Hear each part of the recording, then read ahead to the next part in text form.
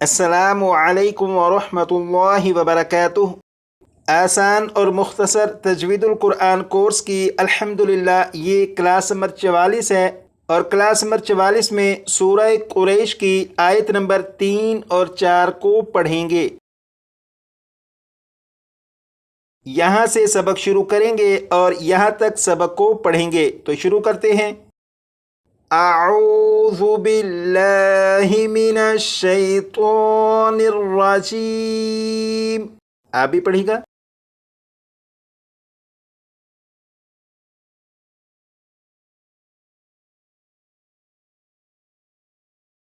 بسم اللہ الرحمن الرحیم۔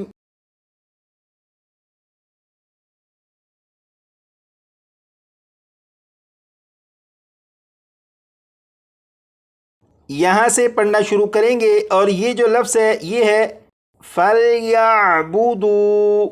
جب اس لفظ کو پڑھیں گے تو یہ جو لام ہے اس لام پر قلقلہ نہیں کریں گے، یعنی اسے اس طرح سے نہیں پڑھیں گے فل فل فل، اس طرح نہیں، بلکہ فل فل یا بودو فل یا بودو فَلْيَعْبُدُوا فَلْيَعْبُدُوا فَلْيَعْبُدُوا۔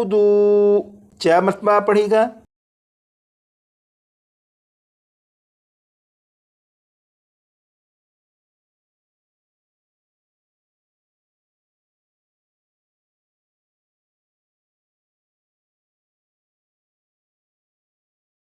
اب اس لفظ کو پڑھیں گے، اور اس لفظ کے شروع میں را ہے، را کے اوپر زبر ہے، لہٰذا را کو پور یعنی موٹا پڑھیں گے، اور اسے اس طرح سے نہیں پڑھیں گے را را را، بلکہ اسے پڑھیں گے را را را۔ اب اس لفظ کو 3 مرتبہ میں اور 4 مرتبہ، جیسے رب رب رب، 4 مرتبہ۔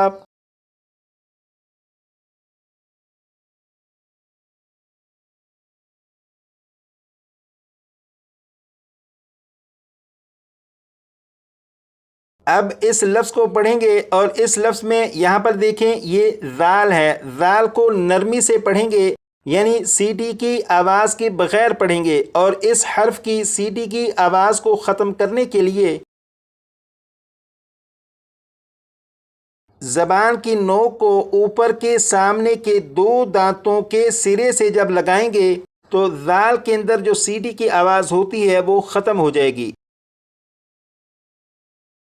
اب اس لفظ کو اس طرح سے نہیں پڑھیں گے ہازل ہازل، اس طرح سے نہیں، بلکہ ہاذل ہاذل ہاذل، 4 مرتبہ۔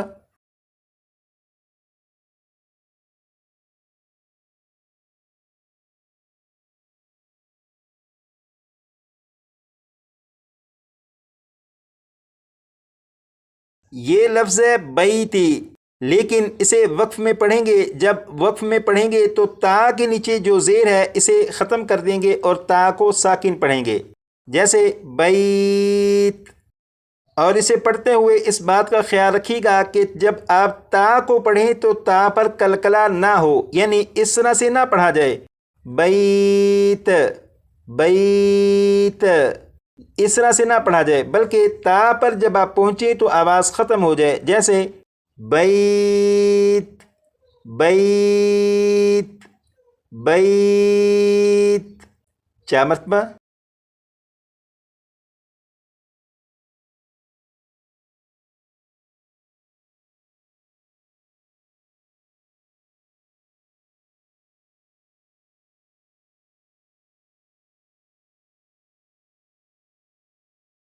اب اس پوری آیت کو 2 مرتبہ میں پڑھوں گا، اس کے بعد 3 مرتبہ آپ پڑھیے گا، اور جب آپ پڑھیں تو اس طرح سے نہ پڑھیے گا فَلْيَعْبُدُوا رَبَّ هَذَا الْبَيْتِ، اس طرح سے نہیں، بلکہ فَلْيَعْبُدُوا رَبَّ هَذَا الْبَيْتِ فَلْيَعْبُدُوا رَبَّ هَذَا الْبَيْتِ، 3 مرتبہ۔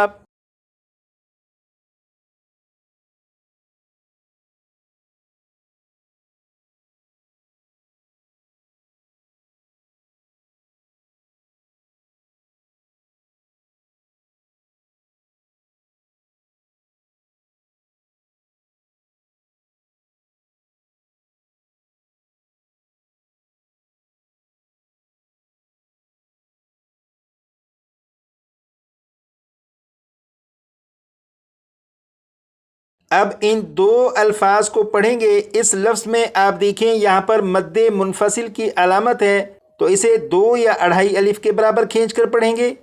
یہاں پر میم ساکن کے بعد دوسری میم ہے تو یہاں پر غنہ بھی کریں گے. الذی اطعمہم، الذی اطعمہم، الذی اطعمہم. کیا مطلب؟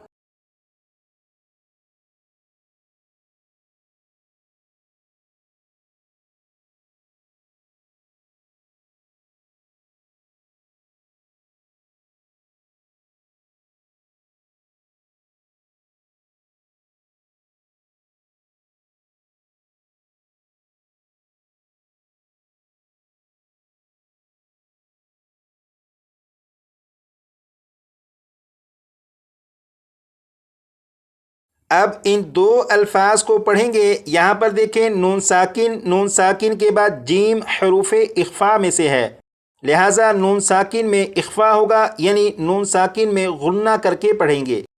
لیکن یہاں پر غنہ اس طرح سے نہیں کریں گے کہ زبان تالو سے لگا کر غنہ کریں، ایسا نہیں کریں گے، بلکہ زبان تالو سے ہٹا کر جب آپ غنہ کریں گے تو اخفا کے مطابق غنہ درست ہوگا. جیسے من جوع، من جوع، من جوع. کیا مطلب؟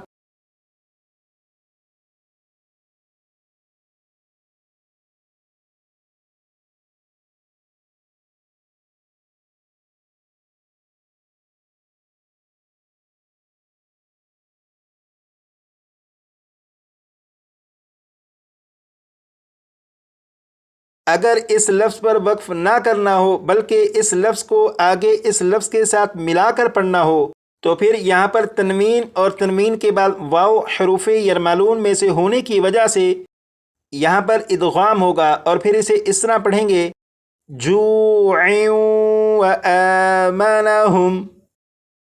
اب ان تینوں الفاظ کو 3 مرتبہ میں پڑھوں گا، اس کے بعد 4 مرتبہ آپ پڑھیے گا. لیکن یہاں پر آپ دیکھیں یہاں پر میم ساکن کے بعد دوسری میم ہے تو یہاں پر غنہ کر کے پڑھیں گے. یہاں پر نون ساکن کے بعد خا حروف حلقی میں سے ہے تو یہاں پر نون ساکن کو ظاہر کر کے پڑھیں گے. وَآمَنَهُم مِّنْ خَوْفٍ، وَآمَنَهُم مِّنْ خَوْفٍ. کیا مطلب؟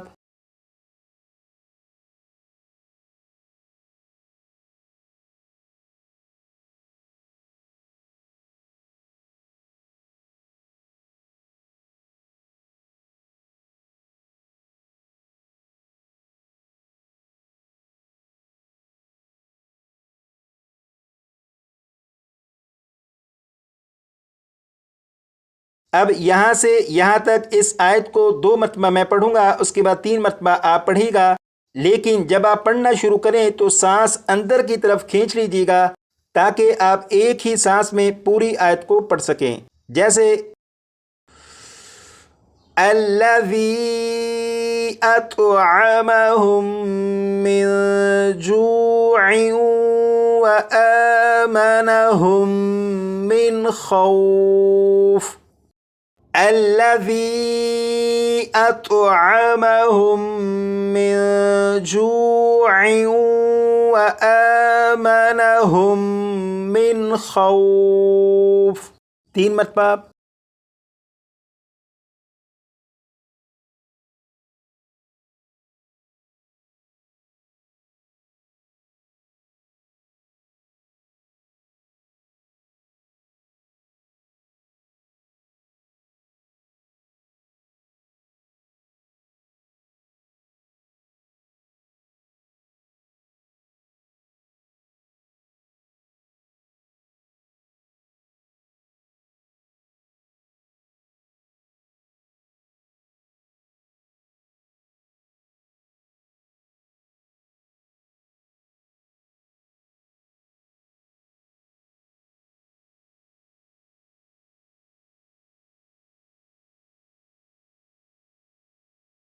آج کی کلاس میں یہ جو سبق پڑھا اس سبق کو آپ اپنے طور پر اچھی طرح یاد کر لیجئے گا تاکہ آپ کے پڑھنے میں مزید بہتری آتی رہے۔